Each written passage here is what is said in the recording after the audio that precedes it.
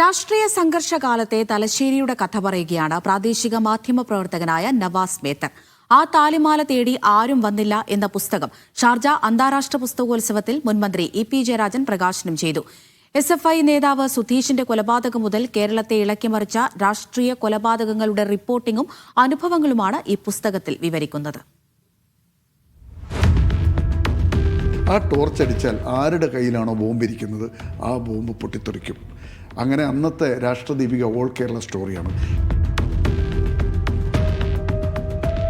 കണ്ണൂർ ജില്ലയിലുണ്ടായ കൊലപാതക രാഷ്ട്രീയം, KV സുധീഷ് എന്ന SFI സംസ്ഥാന നേതാവിൻ്റെ കൊലപാതകം മുതൽ KT ജയകൃഷ്ണൻ മാസ്റ്റർ ക്ലാസ് റൂമിൽ അദ്ദേഹം കൊല്ലപ്പെട്ട ദിവസം ആദ്യം അവിടെ എത്തിയ ഒരു മാധ്യമപ്രവർത്തകനാണ് ഞാൻ.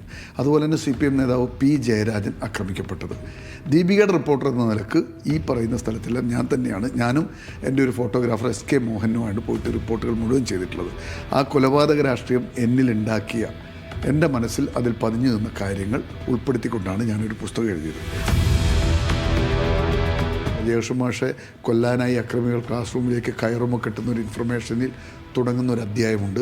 അതുപോലെ തന്നെ P. ജയരാജൻ ആക്രമിക്കപ്പെട്ടെടുത്ത് ചെല്ലുമ്പം അവിടുത്തെ വാഷ് ബേസിൻ്റെ അടിയിൽ നിന്ന് അദ്ദേഹത്തിൻ്റെ ശരീരമാംസത്തിൻ്റെ ഒരു കഷ്ണം കണ്ടെടുത്ത് അന്നത്തെ പോലീസ് ഓഫീസറായ ദേവരാജനോട് പറയുന്ന ഒരു രംഗം മുതൽ എല്ലാം സംഘർഷത്തിലൂടെ കടന്നു പോകുന്ന അധ്യായങ്ങളാണ് ഇതിനകത്തുള്ളത്. ആ താലിമാല തേടി ആരും വന്നില്ല എന്നതാണ് പുസ്തകത്തിൻ്റെ പേര്.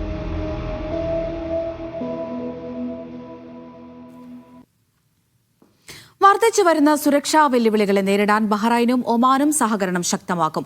ഒമാൻ ആഭ്യന്തരമന്ത്രിയും ബഹ്റൈൻ ആഭ്യന്തരമന്ത്രിയും തമ്മിൽ മനാമയിൽ നടത്തിയ കൂടിക്കാഴ്ചയിലാണ് അത് സംബന്ധിച്ച് ചർച്ചയായത്.